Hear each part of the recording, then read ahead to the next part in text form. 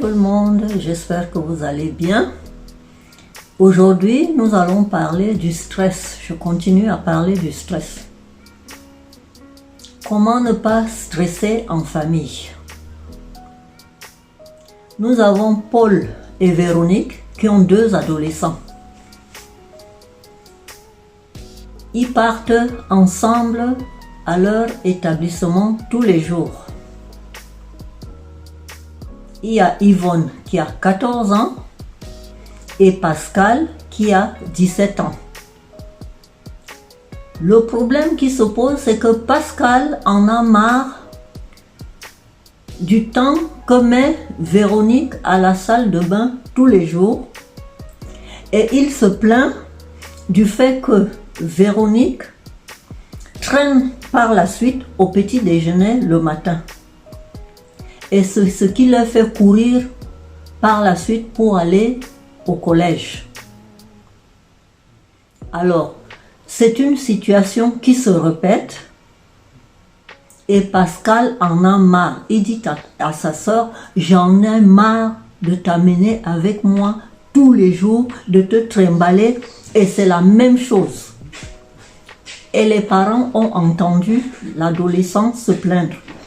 Et sa sœur qui lui rétorque, elle lui dit, écoute, tu exagères, c'est parce que tu es pressé d'aller voir ta copine avant le début des cours que tu me presses.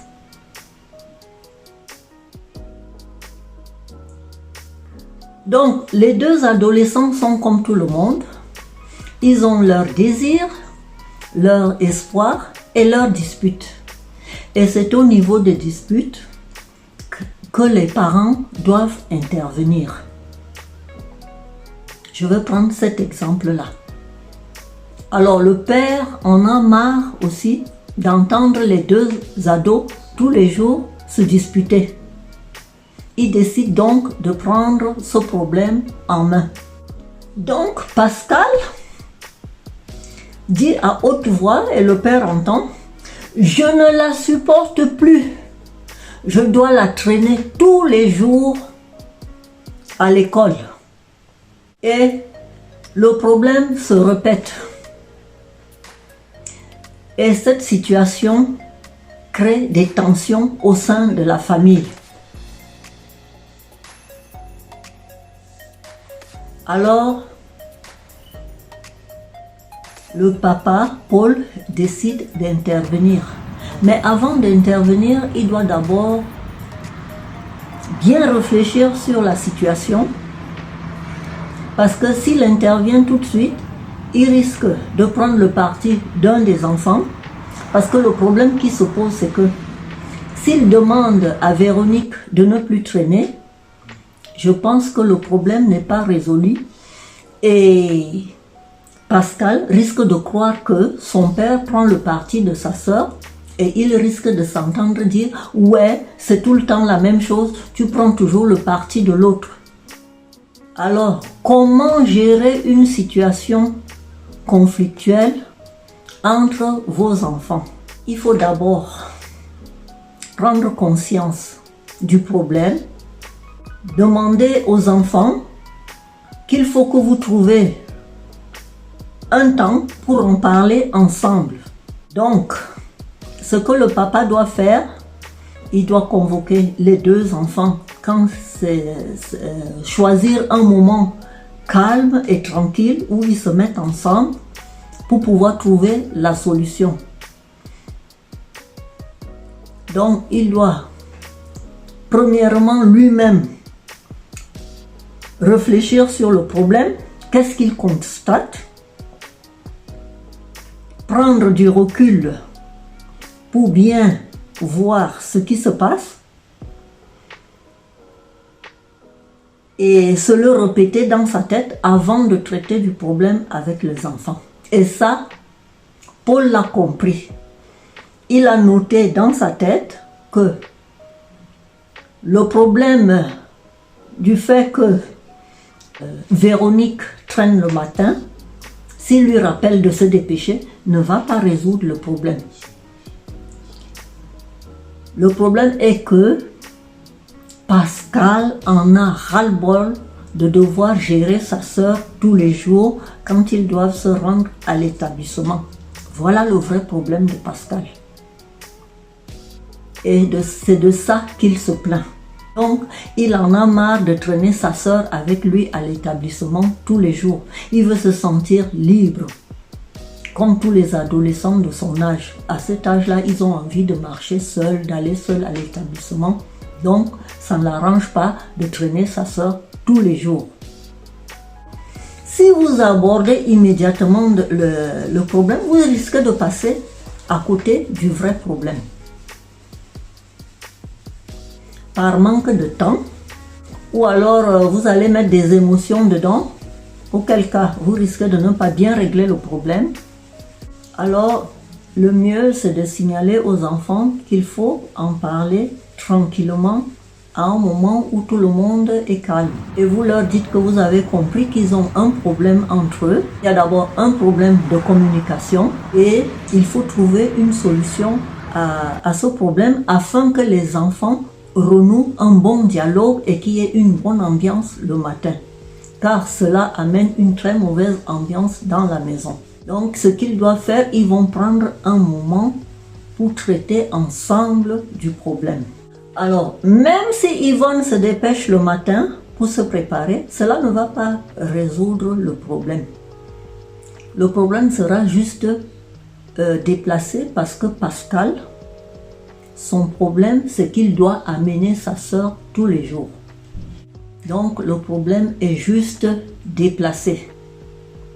Ce que le père doit faire, comme je le disais, il doit rétablir la communication pour ne pas favoriser un des enfants. Il doit garder la neutralité parce que si un enfant lui reproche, par exemple, quand l'autre lui dit ouais, il risque de lui dire oui, tu prends toujours le parti de, il risque de se culpabiliser et se demander pourquoi est-ce qu'il a vite traité le problème ou quoi. Donc, il doit prendre son temps. Le papa doit prendre son temps pour ne pas avoir à se culpabiliser. Et il faut savoir que quand on est parent et qu'il faut régler les conflits des enfants, on ne peut pas satisfaire tout le monde. Il y aura toujours un qui se sentira lésé. Donc, il faut trouver un juste équilibre en cas de conflit. Et sachez que les enfants peuvent même vous amener un conflit de l'extérieur. Ils peuvent amener un conflit d'un copain, un enseignant ou même des voisins. Donc, vous avez besoin de bien écouter vos enfants. Parce que quand l'adolescent amène un problème de l'extérieur, et son hantise est que il se demande si on va le croire à la maison. J'ai vécu une histoire avec mon fils. Je lui avais offert une Nintendo. Bon, je le voyais jouer avec ça tous les jours à la maison. Enfin, il jouait avec quand il pouvait. Après, quand il est un peu libre et tout. Et à un moment donné, j'avais constaté qu'il ne jouait plus avec sa Nintendo. Et un jour, je pars vers lui, je lui demande où est sa Nintendo. Il m'a dit, je l'ai prêtée à mon ami Antonio. J'ai dit, ok, tu lui as prêté depuis combien de temps? Il me dit, bon, ça fait 3 mois, mais il avait pris pour une semaine, mais on ne se voit pas tellement parce qu'on n'a pas beaucoup de temps. Je lui ai dit, mais quand est-ce que tu envisages récupérer ta Nintendo? Il m'a répondu, ben je sais pas, j'ai pas réfléchi. Je lui ai dit, bon, essayons de réfléchir ensemble et qu'on voit comment est-ce que tu peux aller récupérer ta Nintendo. Je lui ai dit, et à ton avis, que penses-tu faire? Il m'a dit, peut-être qu'il faut que je lui téléphone et que je lui demande si je peux venir chercher ma Nintendo. Il a donc téléphoné à son ami Antonio. Antonio lui a bien répondu. Il a dit, oui, ok, tu peux venir, hein, tu peux passer, prendre ta Nintendo. Excuse-moi, si je ne l'ai pas ramené, c'est parce que je n'ai pas eu beaucoup de temps.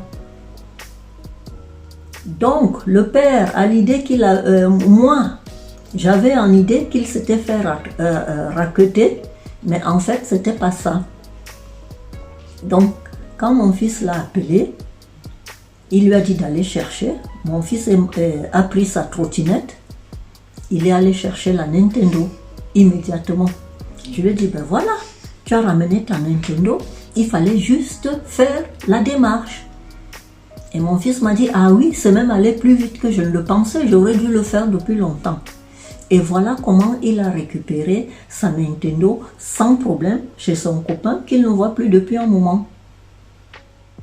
Donc, quand nos adolescents ont ce genre de problème, en tant que parents, nous pouvons juste leur faire prendre conscience de la situation et leur demander ce qu'ils pensent faire pour trouver la solution ensemble. On peut y réfléchir ensemble et juste l'aider à trouver la solution. Donc l'idée est venue de lui de téléphoner et de monter sur sa trottinette pour aller prendre la Nintendo. Il l'a récupérée et on était content qu'il la ramène à la maison. Et cela lui permet d'avoir confiance en lui. Il a osé le faire, donc il sait que quand il prête quelque chose ou qu'il y a un problème, il faut demander, il faut oser demander. C'est une affirmation de soi. Donc il s'est affirmé et lui, il était content aussi de l'avoir fait. Je connais aussi un cas où il y a eu vraiment beaucoup d'émotions dans une famille, où un enfant de 8 ans est tombé dans le puits du voisin. La dame, l'épouse du voisin ayant vu l'enfant tomber, elle a immédiatement été prévenir les parents. On a appelé les pompiers sont vite arrivés. Heureusement pour tout le monde, ils ont sorti le gamin du puits, sain et sauf. Heureusement, le gamin savait plus ou moins se débattre sur l'eau pour ne pas s'enfoncer, se noyer là-dedans. Et on l'a sorti très vite de là. Mais cela a créé vraiment de vives émotions auprès de tout le monde, tous ceux qui étaient là vraiment. Mais tout le monde se sentait soulagé de voir ce gamin sortir sain et sauf du puits. Les parents même étaient très très soulagés de voir que leur fils est sorti sain et sauf du puits. Donc, en cas de conflit extérieur, les parents doivent aussi savoir comment gérer ce conflit, bien écouter l'enfant, bien écouter l'adolescent, croire à ce qu'il dit, parce qu'en général, les ados ne mentent pas et il faut les aider à trouver la solution parce qu'ils ont besoin de repères, ils ont besoin des conseils de leurs parents. Le parent doit être un repère car il représente l'autorité dans la famille. Il représente aussi le repère, je disais, le repère. Et le parent ne doit pas être le copain. L'enfant a besoin d'un repère, pas d'un copain qui prend son parti alors qu'il sait très bien que son fils a tort. Ça ne l'aide pas. Donc, on ne naît pas parent, on ne naît pas parent accompli et tout. C'est un métier qui s'apprend au fur et à mesure face aux situations. Donc, il y a aussi le cas à la rentrée. Les parents laissent souvent les enfants faire des sports extrascolaires. Ça peut être des entraînements de football, de basket, de handball, etc., etc. Les enfants ont des activités extrascolaires et cela pose parfois un problème pour les parents. Donc, le problème, ils décident ensemble à la rentrée avec les enfants quel sport ils vont faire. Et une fois qu'ils ont trouvé la solution, le problème qui se pose maintenant, qui est-ce qui va les amener, qui est-ce qui va les ramener, comment faire et tout. Les parents souvent se mettent ensemble, ils essayent de s'entendre, Par exemple, j'ai le cas de Cédric qui joue au football et il a son ami Vincent qui joue au football. Les deux vont à l'entraînement ensemble et les deux parents sont des voisins. Donc un jour, la maman de Vincent a demandé au papa de Cédric s'il veut bien aller les chercher après l'entraînement pour les ramener à la maison. Le papa n'avait pas beaucoup de temps, mais il a dit oui. Alors il s'est retrouvé stressé, tout ça, il se disait ouais, il faut que je termine vite et que je cours. Ça le faisait courir dans la journée pendant 3 mois pour aller chercher les enfants à l'école. Mais il a assumé. Ça lui a fait prendre du retard dans son travail. Ça lui a causé beaucoup de préjudice parce que son chiffre d'affaires baissait. Et d'un côté, il était content parce que de temps en temps, il voyait son fils jouer, il s'entraînait et tout, mais lui-même, ça l'empêchait de faire ses propres activités tranquillement. L'année d'après, quand le problème s'est reposé, la maman de Vincent lui a demandé « Ah, sauras-tu aller prendre les enfants à l'école ?» Il a dit « Écoute, j'ai le même problème que toi, j'ai pas beaucoup de temps et je pense que cette année, il va falloir qu'on trouve une solution ensemble. » Donc, ils se sont réunis, les deux enfants, les deux parents.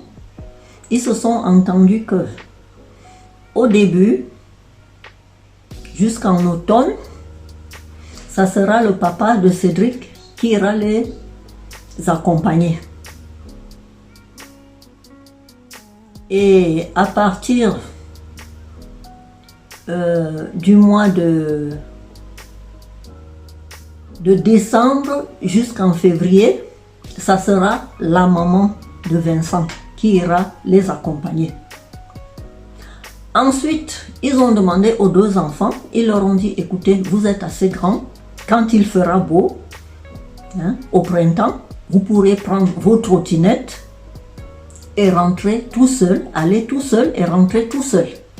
Donc ensemble, tous les 4, ils ont trouvé la meilleure solution qui les arrangeait tous. Donc ils ont trouvé un compromis pour arranger, pour trouver la solution au problème.